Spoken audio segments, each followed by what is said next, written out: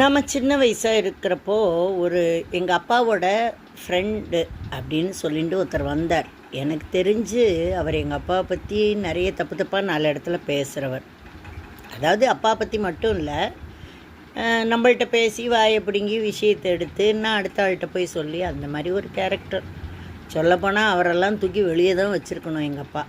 ஆனால் அவர் எங்கள் வீட்டுக்குள்ளே வந்து உட்காந்துட்டு அவரை பற்றி தெரிஞ்சதுனால நாங்களாம் ரொம்ப சூதனமாக தான் பேசுவோம். ஸோ அவர் எங்கள் வீட்டுக்குள்ளே வந்து உட்காந்துருந்தார்.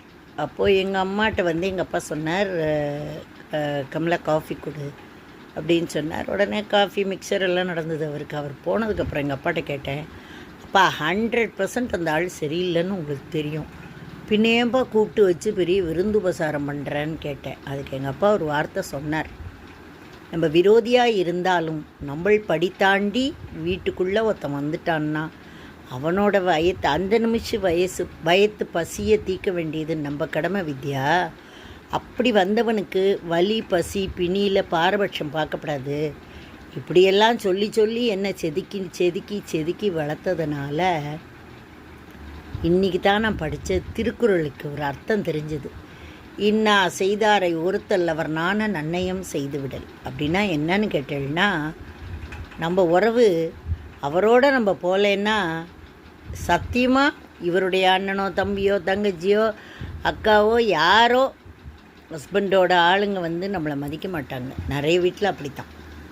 அப்போது நமக்காக நம்ம குழந்தையிலையே கூட்டின்னு போய் 10 நாள் உட்காந்தா கூட ஒரு 1/2 லிட்டர் பால் கூட வாங்க மாட்டாங்க அவங்க. அவ்வளோதான் நமக்கு மரியாதை. அப்போ தான் இந்த குரலை அப்ளிகேட் பண்ணிட்டேன். நான் செய்தாரை ஒருத்தல்லவர் நான நன்னயம் செய்துவிடல். அவங்க இங்கே வர்றப்போ நல்ல தலைவாழை இலை போட்டு விருந்து உபச்சாரம் பண்ணுவேன். எங்கள் காலத்தில் யார் வந்தாலும் சரி. இவர் கூட சொல்லுவார், ஏன் யாராவது வந்தால் இப்படி தடுக்கி விழுந்து வேலை பார்க்குறேன்னு. ஒருத்தர் கூட இங்கே பசியோடு போகக்கூடாதுப்பா, நம்ம பாத்துக்குள்ளே வந்தால் சாப்பாடு கிடைக்கும்னு நினைக்கணும். அதனால் இன்னார் இனியாருன்னு நான் பார்க்க தயாராக இல்லை, யாராக இருந்தாலும் நான் போடுவேன்ப்பா அப்படின்னு இவர்கிட்ட சொல்லுவேன். ஏன்னா நான் வந்து இப்படித்தான் இருக்க வேண்டும் என்று வளர்ந்த பரம்பரையில் வந்தவள். இப்படித்தான் இருக்கணும்னு எங்கள் அப்பா சொல்லி நிறைய வளர்த்துருக்கா. இங்கே இவங்க செய்கிற ஏதாவது ஒரு தவறு இருந்தால் நான் இவர்கிட்ட சொன்னால் அதெல்லாம் அப்படித்தான், அவங்க அப்படித்தான், இவங்க இப்படித்தான் அப்படின்னு அவங்கள ஜஸ்டிஃபை பண்ணுவார். அப்போ தான் எனக்கு தோணும், இப்படித்தான்னு வளர்ந்த ஒரு பொண்ணு அப்படித்தான் இருப்பாங்கங்கிற குடும்பத்தில் போய் வாழ்க்கப்படக்கூடாது. பொருத்தம்னா இதெல்லாம் தான் பார்க்கணும்.